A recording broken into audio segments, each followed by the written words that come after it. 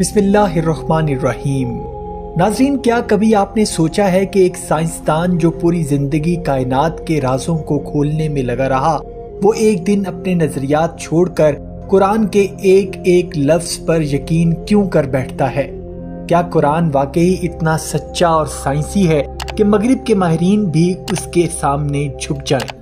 آج ہم آپ کو لے کے چلیں گے ایک جرمن ماہر ارضیات پروفیسر الفریڈ کرونر کی حیرت انگیز کہانی کی طرف، جو کہ قرآن سے متاثر ہو کر مسلمان ہو گیا۔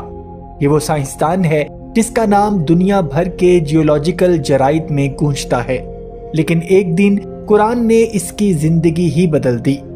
پروفیسر الفریڈ کرونر کا شمار دنیا کے مشہور ترین ماہر ارضیات میں ہوتا ہے۔ وہ جرمنی کی جوہانس گیوٹنبرگ یونیورسٹی کے انسٹیٹیوٹ آف جیو سائنسز سے وابستہ تھے۔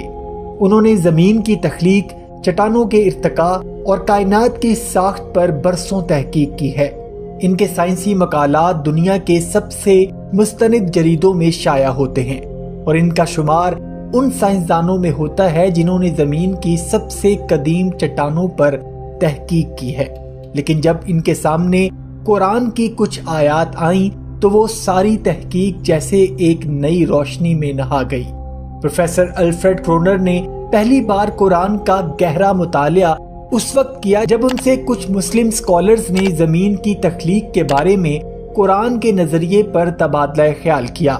ان سے سوال کیا گیا کہ کیا یہ ممکن ہے کہ ایک 1400 سال پرانی کتاب ایسی معلومات رکھتی ہو جو سائنس نے ابھی چند دہائیوں پہلے ہی دریافت کی ہیں۔ پہلے تو کرونر نے اس بات کو سادہ اتفاق سمجھا، لیکن جب اس کے سامنے سورہ انبیاء کی یہ آیات رکھی گئیں کہ جس میں رب کریم فرماتا ہے کہ کیا وہ لوگ نہیں دیکھتے کہ آسمان اور زمین دونوں ایک اکائی تھے، پھر ہم نے اس کو پھاڑ دیا، تو پروفیسر کرونر حیران رہ گئے۔ یہ تو بالکل وہی تصور ہے جسے آج کی جدید سائنس بگ بینگ تھیوری کہتی ہے، یعنی کہ ساری کائنات ایک اکائی تھی اور ایک دھماکے سے وہ پھیلنا شروع ہوئی۔ یہ بات سائنسی دنیا میں صرف پچھلی چند دہائیوں میں ہی ثابت ہوئی ہے۔ ایک شخص 1400 سال پہلے کیسے جان سکتا تھا کہ کائنات کی ابتدا ایک دھماکے سے ہی ہوئی تھی؟ اور یہیں سے ان کے دل و دماغ میں سوالات کی ایک جنگ شروع ہو گئی۔ انہوں نے قرآن پاک کی مزید آیات پڑھنا شروع کی۔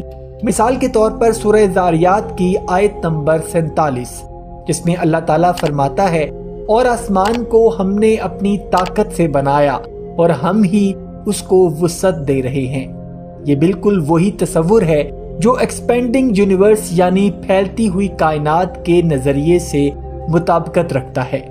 بطور ماہر ارضیات پروفیسر کرونر نے قرآن میں موجود زمین کے بارے میں آیات کو خاص توجہ سے پڑھا۔ قرآن پاک میں اللہ سبحانہ و تعالیٰ ارشاد فرماتا ہے، اور پہاڑوں کو ہم نے میخوں کی طرح گاڑ دیا۔ سائنس یہ بات آج مانتی ہے کہ پہاڑوں کی جڑیں زمین کے اندر گہری ہوتی ہیں، بالکل میخ کی طرح۔ پروفیسر کرونر نے اعتراف کیا کہ یہ بات انسان نے سائنسی طور پر صرف حالیہ دہائیوں میں ہی دریافت کی ہے، اور وہ بھی جدید آلات کی مدد سے۔ محمد صلی اللہ علیہ وآلہ وسلم کے زمانے میں اس کا کوئی ذریعہ نہیں تھا۔ جب پروفیسر کرونر نے ان تمام حقائق کو دیکھا تو ان کے دل میں ایک عجیب بے چینی پیدا ہوئی۔ انہوں نے خود کہا، میں نے ساری زندگی سائنسی حقیقتوں کو ہی سچ مانا، لیکن قرآن نے میری سوچ کو ہی بدل کر رکھ دیا۔ پروفیسر الفریڈ کرونر نے آخر کار اعتراف کیا کہ یہ ممکن نہیں کہ محمد صلی اللہ علیہ وآلہ وسلم جیسے شخص جو پڑھے لکھے بھی نہ تھے، وہ ایسی سائنسی باتیں صرف اپنی عقل سے کہہ دیں۔ یہ اللہ کی طرف سے ان پر وحی ہی ہو سکتی ہے۔ اور یہی وہ لمحہ تھا جب ان کے دل نے گواہی دی کہ لا الہ الا اللہ محمد الرسول اللہ۔ اسلام قبول کرنے کے بعد پروفیسر کرونر نے کئی جگہ یہ بات کہی کہ قرآن صرف مذہبی کتاب نہیں، یہ سچائی کی روشنی ہے۔ اگر دنیا کے سائنسدان صرف غیر جانبداری سے قرآن کا مطالعہ کریں تو وہ بھی ماننے پر مجبور ہو جائیں گے کہ یہ اللہ کا کلام ہے۔ دوستو، ایک مغربی غیر مسلم جرمن سائنسدان جس نے زندگی کا بڑا حصہ سائنس کی نظر کر دیا، جب قرآن کی روشنی میں آیا تو اسے اللہ کی حقیقت سمجھ آ گئی۔ تو ہم مسلمان ہو کر بھی کیوں غفلت میں بیٹھے ہیں؟ کیا ہم نے کبھی قرآن کو ویسے پڑھا جیسے ایک غیر مسلم سائنسدان نے پڑھا؟ اگر اس کا جواب آپ کے پاس ہے تو ہمیں کمنٹ سیکشن میں ضرور دیجیے گا۔ اپنا اور اپنے گھر والوں کا بہت سا خیال رکھیے گا۔ وما علینا الا البلاغ المبین۔